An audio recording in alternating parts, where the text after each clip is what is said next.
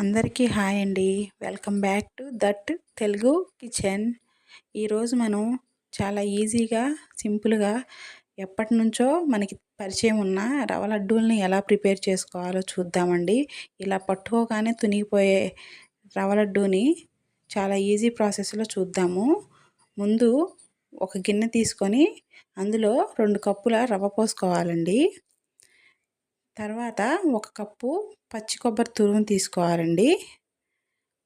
అవి 2 బాగా కలిసేలాగా కలుపుకొని ఒక 10 నిమిషాలు పక్కన పెట్టుకోవాలండి. ఈలోపు మనం ఒక వెడల్పాటి గిన్నె తీసుకొని అందులో డ్రై ఫ్రూట్స్ వేయించుకోవటానికి నెయ్యి వేసుకోవాలండి. నెయ్యి కొంచెం వేడెక్కాక ముందుగా బాదం పప్పులు వేసుకొని ఒక్కసారి కలుపుకొని జీడిపప్పులు కూడా వేసి వేయించుకోవాలండి. లైట్ గోల్డెన్ కలర్ వచ్చే వరకు వేయించుకొని పక్కకి తీసుకోవాలి.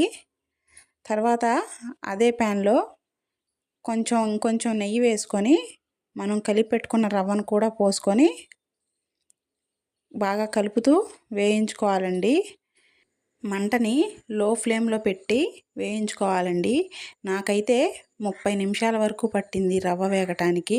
అలా వేయించుకుంటేనే చాలా బాగా టేస్ట్ వస్తుంది. రవ్వ వేగిన తర్వాత మంచి స్మెల్ వస్తుందండి. అప్పుడు స్టవ్ ఆఫ్ చేసుకొని రవ్వని పక్కన పెట్టేసి వేరే గిన్నెలో 2 కప్పుల రవ్వకి 2 కప్పులు పంచదార తీసుకున్నానండి.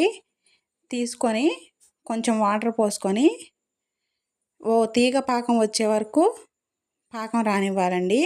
వచ్చిన తర్వాత అందులో మనం వేయించి పక్కన పెట్టుకున్న రవ్వని పోసుకొని బాగా కలుపుకోవాలండి.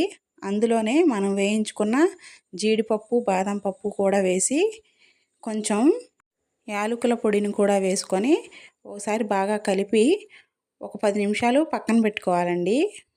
కొంచెం లైట్ వేడిగా ఉన్నప్పుడు ఉండలు చుట్టుకోవాలండి. ఉండ కానీ మీకు అవ్వకపోతే అందులో కొంచెం పాలు పోసుకొని ఉండ చుట్టుకోవచ్చండి.